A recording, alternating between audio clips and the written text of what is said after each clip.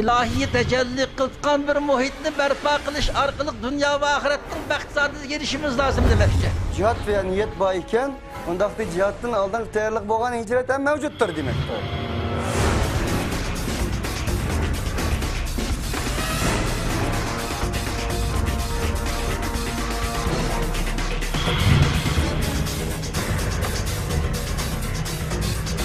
Bu cinayi kılmışlık karşı turşun ibaret, hakkani görüşün uzun yakacak aldı.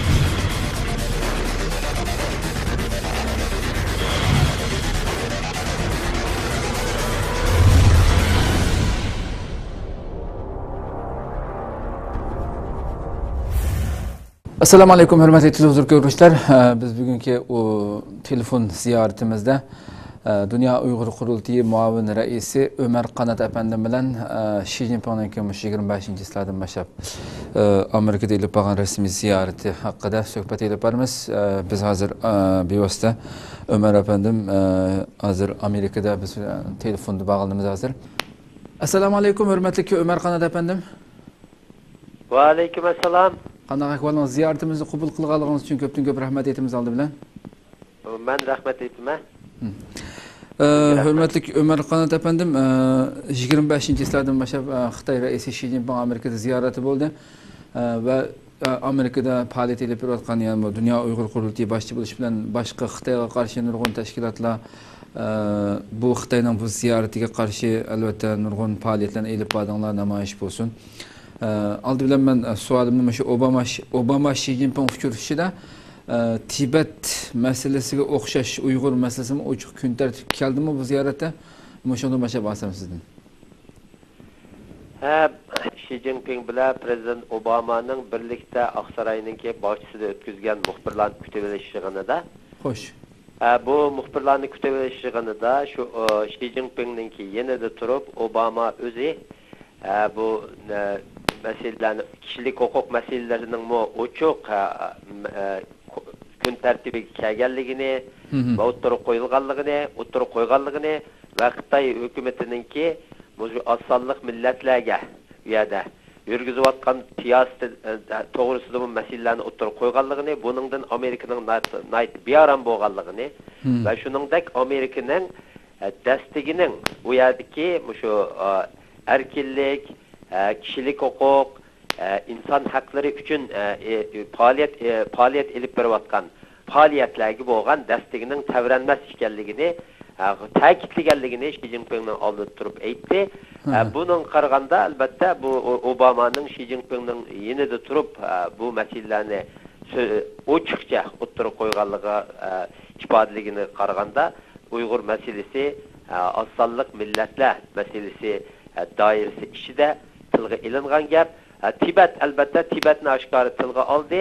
Tilga ilib bu Tibet gerçi Amerika hukumatining Xitoyning tuproq butunligini e'tirof qismi va Tibetni Xitoyning bir qismi deb e'tirof qismi, lekin Tibet xalqining milliy kimligi, madaniyati va tili va dinining qo'g'dinishi to'g'risida Amerikaning davomliq va bunu qo'llaydiganligini va qo'dinish kerakligini ifodaladi va Xitoy hukumatining Dalay Lama bilan ko'rishishi kerakligini ta'kidlaganligini bildirdi.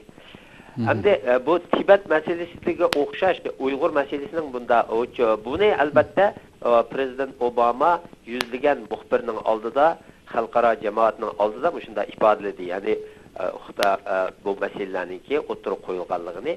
Xo'sh. Tibet meselesinin ochiqcha tilga ilinib, Uyg'urlarning albatta ochiqcha tilga ilinmaganligininki albatta nurg'un sabablari bor. Birinchisi bu Uyg'ur meselesi Tibet meselesi qaraganda hozir Xitoy uchun nayte sezgur bir mesele. Nayte ciddi bir mesele ve Xitoy bu meseleni, Uyg'ur meselesini o'zininki ajallik manfaati deb qaraydi ve Uyg'ur meselesini o'zining milliy bexatarligiga va tuproq butunligiga bir tahdid masala deb qarag'ashqa boshqa davlat rahbarlari bu masalani ochiq xalqaro jamoatning oldida ochiq tilga ilishdan biroz tatindi va Xitoy hukumatining balki bir talabi bo'lishi mumkin bu masalalarning Uyg'ur masalasining ochiq ifodalanmasligi to'g'risida. Chunki hamda nurg'un siyosatchilar bizga dedi, Amerikalik siyosatchilar shu Xitoy rahbarlari bilan bir ustalda o'tirib, bu masalalarni ko'rishgan siyosatchilarning aytishicha, Xitoy hukumatı Tibet masalasi haqida so'zlangan chaqda hech qanday ifoda bildirmaydi deydi.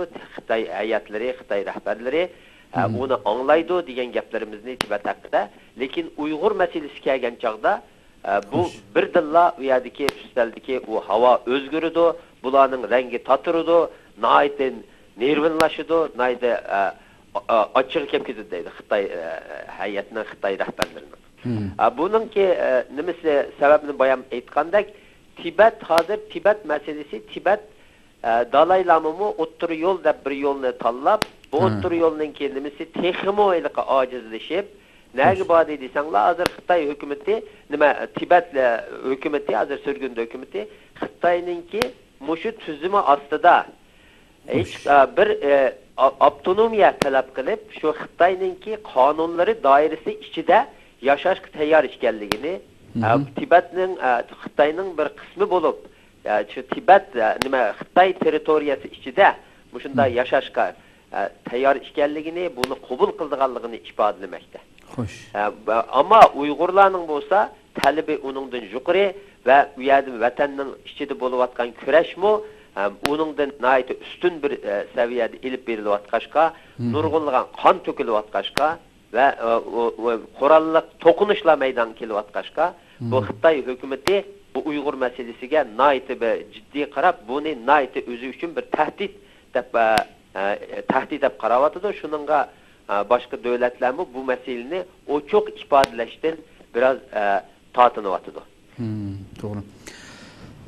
Endi bu shu Xi Jinping ziyoratida albatta Dunyo Uyg'ur qurultiyi boshchi bo'lish bilan birga boshqa Xitoyga qarshi tashkilotlarni birlikda motivatlar bo'lsin, keng ko'lamda namoyish ilib bordinglar, Uyg'urlarni ilib bordi. Bu namoyishdan sizcha qanday bir natija qo'lga keldi? Yoki namoyishdan boshqa qanday faoliyat ilib bordinglarmi Xi Jinpingning ziyorati jarayonida? Xi Jinpingning ziyorati jarayonida albatta Xi Jinpingningki Amerikani ziyorat qilganligi bir necha oy avval xabar qilindi, uning xabar topdik. Shu xabar topgandan beri bu faoliyatlarni ilib beryapmiz. Rabia Xonimning bu yerda Dunyo Uyg'ur qurultiyi, Rabia Xonimninki, rahbarimiz Rabia Xonimninki yetakchiligida nurg'unlagan faoliyatlarni ilib bordik. Birinchisi, biz bu Amerikaningki siyosatchilari bilan, parlament a'zolari bilan, davlat majlisi a'zolari bilan ko'rishib, bir necha oy avvaldan tortib ko'rishib, Xi Jinpingning mushu ziyorati jarayonida Uyg'ur masalasining jiddiy bir shaklda o'ttirib qo'yilishi uchun Amerika hukumatiga bisim ishlatib, Amerika hukumatining bu masalani bu yerda jiddiy o'ttirib qo'yishi uchun bu parlamentarlarning, bu kongressmenlarning prezident Obamaga, shuning o'xshash Amerika tashqi ishlar ministri John Kerryga xat yozishini talab qildik va nurg'unlagan kongressmenlar, Amerika davlat majlisi a'zolari ham prezident Obamaga hem tashqi ishlar ministri John Kerryga xat yozdi. O xatida ular bu ziyorat jarayonida cho'qim Uyg'urlarning masalasi, hozir duch kelayotgan Uyg'urlarning qiyinchiliklari, bu Uyg'urlarga bo'layotgan zulm va bisimning o'ttirib qo'yilishini, kun tartibiga elinishini hem tashqi ishlar ministridan hem prezident Obamadan talab qildi. Buningdan sirt yana biz Amerika davlat majlisining har qaysi mushu Xitoy bilan munosabatli komitetlari bilan ko'rishib, mushu Xitoy ziyoratining harfisida bir yig'inlar ichilishi, guvohlik berish yig'inlari ichilishi va bu yerda Uyg'ur masalasiningki o'ttirib qo'yilishini talab qildik va shuning bilan birga bu yerda bizning talabimizga asosan Xitoy komiteti deymiz, Amerika davlat majlisida xitim guvohlik berish yig'ini o'tkazdi. Bu yerda rahbarimiz Rabia Xonim Amerika davlat majlisi a'zolariga shunday Uyg'urlarningki hozirgi vaziyati, Xitoy hukumatining elib berayotgan bisim siyosati, u yerdagi zulm, u yerdagi Xitoy hukumatining haqsiz Uyg'urlarni haqsiz bostirilayotganligi, qonunsuz o'ltirishlar, shu qonunsuz tutqun qilishlar, minglagan Uyg'urninki hozir turmada yetayotganligi, shu to'g'risida nurg'un bayonot berdi va ularga ma'lumot berdi va bu Amerika Kongresininki rasmiy rekordiga kirildi bu nimalar. Shuning orqali biz yana u yerda talablarni o'tirib qo'yib, Amerika hukumatidan, Amerika Kongresidan, Obama hukumatidan Xitoy bilan suhbatlarida shu Uyg'ur masalasini cho'qim o'tirib qo'yishini va Uyg'ur xalqining hozir duch kelayotgan masalalarini cho'qim kun tartibiga elishini talab qildik. Bu talablarimiz albatta Obama hukumatiga yetkazildi. Onun sırtida yana shu bu nimaning harpisida biz bir muxbirlarni kutib olish yig'ini o'tkazdik. Amerika Kongresida yana boshqa diniy bu yerdagi Xitoy tashkilotlari bilan birlikda va Amerika diniy erkinlik komitetininki sahibxonligida Amerika Kongresida muxbirlarni kutib olish yig'ini o'tkazib, yana shu o'zimizning talablarini hozirgi vaziyatdan ma'lumot berib, buningdagi Robiya xonim Uyg'urlarningki talablarini o'ttirib qo'ydi va Amerika hukumatining yana Xi Jinpingningki bu ziyoratini bir fursat deb qarab, bu masalalarni cho'qim o'ttirib qo'yishni talab qildi. Uning sirtida yana biz bir qanchaligan xalqaro tashkilotlar bilan birlashib, shu Dunyo Uyg'ur qurultiyi va Uyg'ur Amerika jamiyati bir qanchaligan tashkilotlar bilan xalqaro kishilik huquq tashkilotlari bilan Amerikadagi birlashib, uning ichida Tibet tashkiloti va Xitoy demokratlarining tashkiloti va shular bilan birlashib, yana Obama hukumatiga cho'qim shu Uyg'ur va Tibet va boshqa masalalarning o'tirib qo'yilishi uchun o'rtaq bir xat yozib, prezident Obamaga bu xatni evatdik. Uning sirtida yana qilgan faoliyatimiz shu nimada Obama kelgan kuni Obamaninki prezident Xi Jinpingning Oqsaroyda akşam ziyafat qatnashadigan kuni, ya'ni 25-yilda atdiganda Kongressda Amerika Davlat Majlisida atdiganlik bir choy nimasida ziyofat tashkillab, buningga 200 dan qo'shiq adam qatnashdi. Bu yerda bir faoliyat ilib bordik. Ovozimizni to'yg'izish uchun Amerika Kongresi Davlat Majlisi a'zolari bilan birlikda bo'libmi Tom Lantos kishilik huquq komitetininki sahibxonligida bu yerda cho'ng bir faoliyat o'tkazdik. Bu faoliyatga nurg'unlagan cho'ng Amerika Davlat Majlisining a'zolari qatnashdi. Masalan Nancy Pelosi, Amerika demokratlarının Amerika Davlat Majlisining rahbari, burungi Amerika parlamentosininki raisi Nancy Pelosi qatnashdi va so'z qildi. Shuningga o'xshash yana Amerikaning hozir prezident jumhuriyatchilardan prezident kandidati bo'lgan Marco Rubio qatnashib va so'z qildi. Shuningga o'xshash yana boshqa nurg'unlagan kongressmenlar, davlat majlisi a'zolari kelib bu yerda so'z qilib, buning ichida yana bizden Rabia Hanım Uygurlarning rahbari bo'lish sifati bilan Rabia Hanım shu maydonda shular bilan bir minbarda turib so'z qilib, Uygurlarningki tatiyotgan jabr jafosini, hozirgi Xitoy hukumatining elib berayotgan besim siyosatini yerda tonishtirdi va Obama hukumatidan bu cho'qim Xi Jinping bilan kurashganda Uyg'ur masalasini o'tirib qo'yishni, agar bu hozir bo'layotgan shu masalalarni o'tirib qo'ymasa, Xi Jinpingning texmo jasoratlanib bo'lgan chaqda u yerdagi besimni texmo oshiradiganligi, texmo ko'paytiradiganligi haqida o'zining fikrini bayon qildi. Uning nimasida, uningdan biz yana Obama shu Xi Jinping Oqsaroyda Obama bilan kurashayotgan bir paytda Oqsaroyninki oldida boshqa shu xalqaro tashkilotlar bilan birlikda cho'ng keng ko'lamli namoyish o'tkazdik. Bu namoyishda albatta sizlar anglagansizlar, nima Obama bilan Xi Jinping nima qilayotgan chaqda bu garchi Oqsaroyning sirtida bo'lsaqmi, bizning ovozlarimiz shularningki muxbirlarni kutib olish yig'inida qilayotgan so'z jarayonida anglanib turdi. Demek ki bu yerdimi nurgun bayanatlar oldu. Bununki bu nima bir xalqaradaki matbuat ne?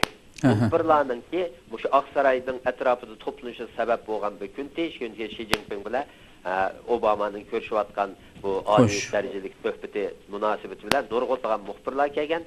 Bu ne fırsat bilip biz şu bütün muxbirlarga yani nurg'ulg'an xalqaro media organlarının şu axborot organlarının muxbirlarga özümüzün derdini anlattık. Xitoy hükümetinin hazır elip beriyotgan siyasetini, Uyg'urlarning hazır tatıyotgan javr jafosini, Uyg'urlarga bo'layotgan besimni anlattık ve bu bence nayti g'albilik bir faoliyat bo'ldi deb o'ylayman. Xo'sh. Endi siz uzundan buyon Amerikada faoliyat elib berayotgan bir tashkilotning muavin raisi.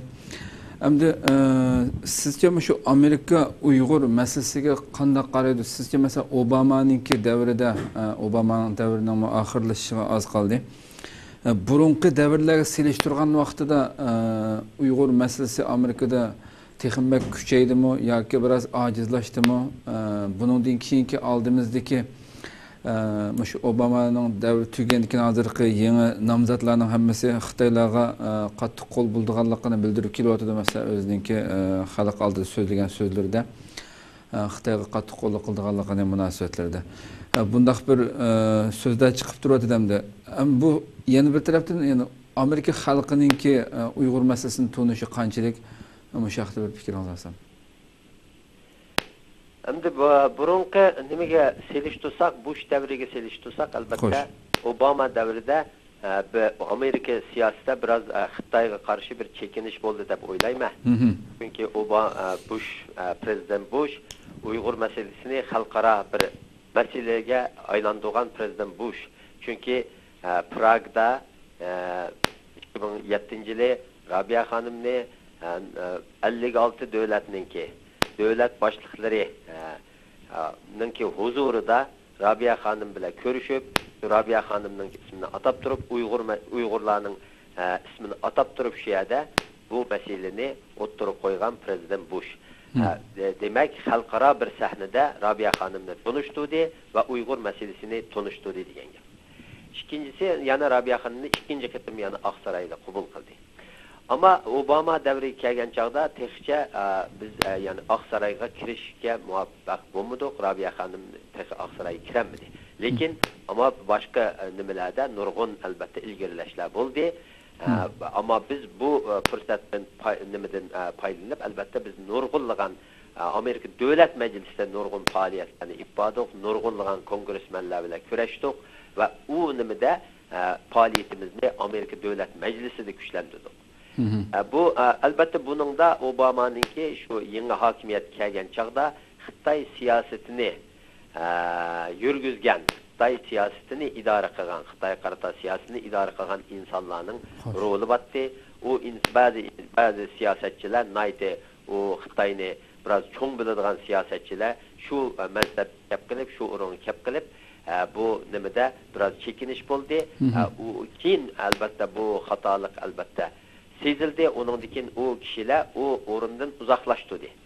Andikin 2010-yılı mesela Clinton'ınki yeni siyaseti yani Amerika'nınki dikkatini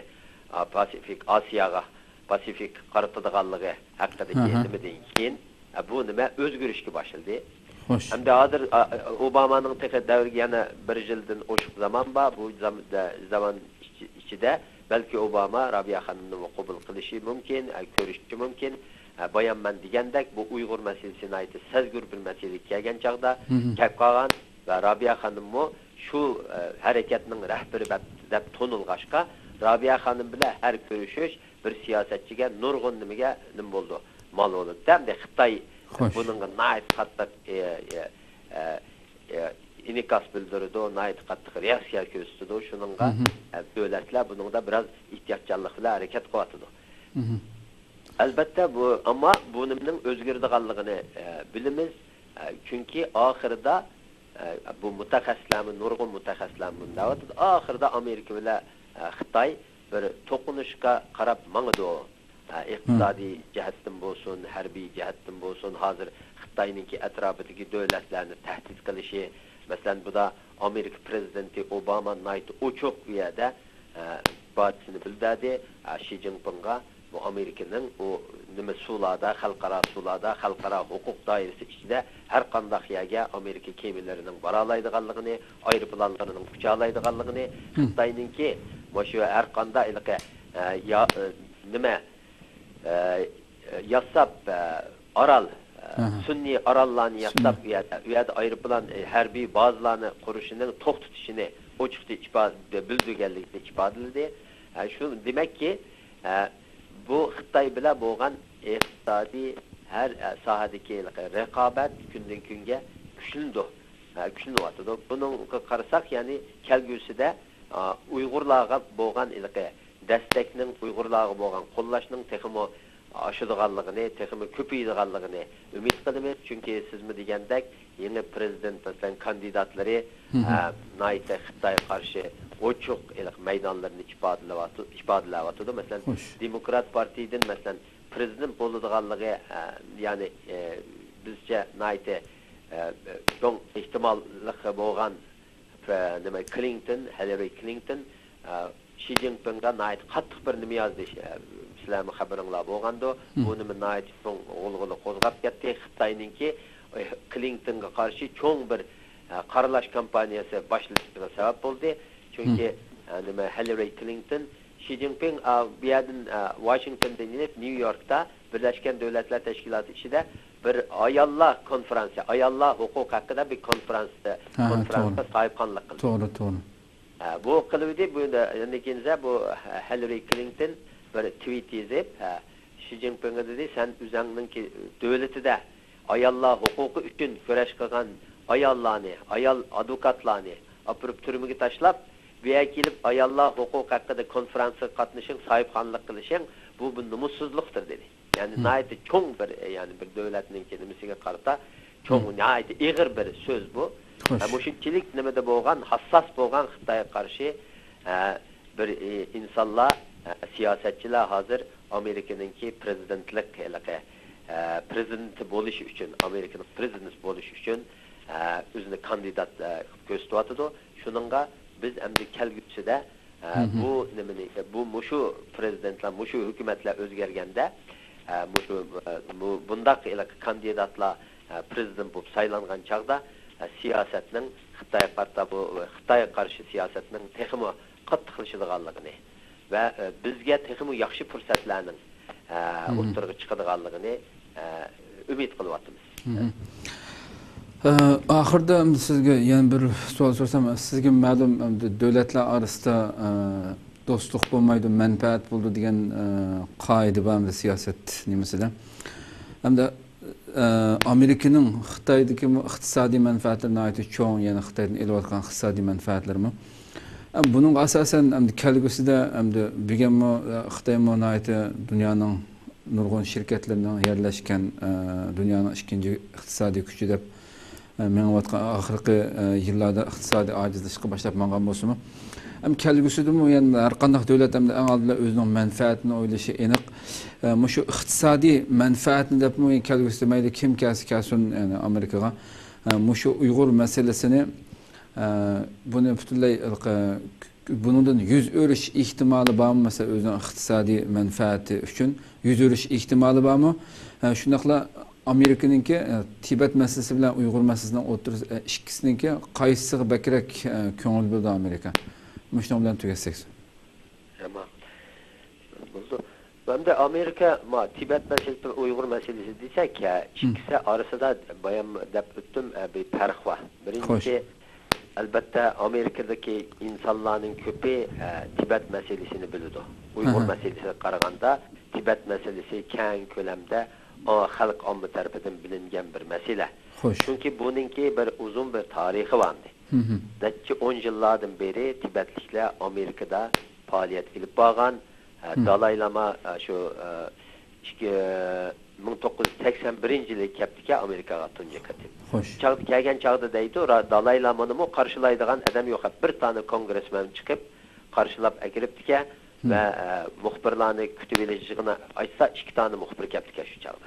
Xo'sh, xo'sh. Endi bular shu 81-yildan tortib Amerikaningki mush siyosatining imkonlaridan foydalanish uchun bu Tibetliklar nayt cho'ng bu yerga faoliyat nimasini mishaga qaratgan gap Amerikaga. Shuningga nurg'un odamlarni avatgan va keng ko'lamda bir kampaniya boshlatgan misal Tibet masalasi to'g'risida. Shuning bilan bularningki 20 yillik, 30 yillik faoliyati natijasida Amerikada Tibet masalasi tonilib ketgan. Uyg'ur masalasi texi yangi bo'ldi. Bo'lib shu Rabiya xonim chiqqandan beri 2005-yili 17 martda Rabiya xonim chiqdi. Shuningdan beri Uyg'ur masalasi Amerikaning har qaysi organlarida bilinishga boshladi. Hech bo'lmasa hozir Amerikada bir qism siyosatchilar bu masalani biladi. Fuqudi va bara Uyg'ur masalasi Amerika uchun nayta muhim bir masala bo'lib o'ttirga chiqyapti. Va bugun Amerika bilan Xitoy orasidagi munosabatlarda davomli holda Uyg'ur masalasi kun tartibiga kelyapti. Hatto ba'zi siyosatchilar Tibet masalasining Tibet davosining sustlashib ketganligini shikoyat qilib, biz endi shu butun iliq kuchimiz bilan Uyg'ur davosini qo'llashimiz kerak degan fikrlarni o'ttirga aytyapti. Masalan, Amerika Davlat Majlisida shu Tibet guruhisining liderlaridan, boshliqlaridan biri bo'lgan Donar Arabakar Xitoy hukumatining, nima Tibet surgunda hukumatining bu o'ttir yo'l siyosatini qattiq tanqid qilib, hamda Tibetningki bir Xitoy bilan bir nimasi qolmadi, bir da'vosi qolmadi. Bunda da'voga biz yordam qilgandan maydoni o'chib bo'lgan, Xitoy kommunist hokimiyatga qarshi maydoni o'chib bo'lgan Uyg'urlarga bu yordamni berishimiz kerak degan fikrlarni o'tirg'atdi o'tgan yili. Xo'sh. Shuningga hamda Uyg'ur da'vosi bara bu yerda texmo kuchlandi deb o'ylayman. Bayam degandek bu iqtisodiy nimalar kuchaygan siri Uyg'ur masalasining ahamiyatimi texmo kuchaydi deb o'ylaymiz. Uning ta'siri bo'ladi mencha. Bu iqtisodiy raqobat ikki davlat orasida kuchaygan siri bu Uyg'ur masalasi bir nayti yaxshi bir ko'z bo'lib o'tirg'i chiqishi mumkin. Amerika uchun texmo ahamiyatli bir masala ekanligi texmo ko'p siyosatchilar tomonidan bilinishi mumkin. Endi bu yerda bir Uyg'ur masalasining hozir siyosatchilar tomonidan bilinadi. Ma masalani yana deb o'tishimiz kerak. Obamaning Tibet masalasini tilga ilishi, nimishki Uyg'urni tilga olmaganligining yana bir sabablaridan biri Amerikada bir Amerika Davlat Majlisida tomonidan qabul qilingan bir qonun bor Tibet haqida. Bu qonunga asosan Amerika hukumatlari Tibetdagi vaziyatni kuzatish, Amerika Kongressiga doklad sunish va Tibet masalasini davomli Xitoy bilan bo'lgan suhbatlarda o'ttirib qo'yish bilan mukallaf yani. Bular buni qilish kerak. Ya'ni bu davlatningki tashqi ishlar ministrligida Amerikaning Tibet koordinatori deb bir ayrı bir mansab bir o'rin bor. Shu Tibet koordinatori tashqi ishlar Amerika tashqi ishlar yordamchilarining biriningki yetakchiligida bu Tibet nimasi ilib beriladi. Tibetdagi butun vaziyat yaqindan kuzatiladi. Ama Uyg'urlarga texa bunda bir qonun qabul bo'lmadi. Chunki bayam degandek Uyg'ur masalasi texa Tibet masalasidek unda bilinib ketmadi. Jiq insonlar tomonidan, ama tez sur'atda bu bilinyapti. Ahamiyati siyosatchilar tomonidan buningki ahamiyati bilinyapti. Buningga yaqin kelajakda bizning mu ashunda bir qonunga ega bo'lishimizni umid qilamiz va bu nimada bu iqtisodiy masalalarni boshqa davlatlarga o'xshamaydi. Amerikada chunki Xitoyning Amerikadan elayotgan iqtisodiy manfaati Amerikaning Xitoydan og'indan ko'proq bo'lyapti. Shuningga bu nimani deb iqtisodiy manfaat nimasini deb bizni bir taraf qarab qo'ydigan nima emas, texmo ahamiyat qozonamiz deb o'ylayman kelajakda. Iqtisodiy masalalarga kelgan chog'da ikki davlat orasidagi munosabatlarga kelgan chog'da. Ko'p rahmat ziyoratimizni qabul qilganingiz uchun. Rahmat, nihoyat yaxshi aytib berdingiz. Ko'p rahmat. Men rahmat aytaman. Hurmatli televizor ko'rguvchilar, shunday qilib biz Dunyo Uyg'ur qurultiyi muavin raisi Ömer Qanat apandi bilan Xi Jinpingning Amerika ziyorati haqida suhbat elib bordik va Uyg'urlarning qilgan faoliyatlari haqida, Uyg'ur masalasining Xitoy Amerika munosabatlarida qanday bosqichda ekanligi haqida suhbat ilib oldik. Yana bir qatam suhbatga ko'rishguncha sizlarni Allohga topshiramiz. Assalomu alaykum va rahmatullohi taala va barakatuh.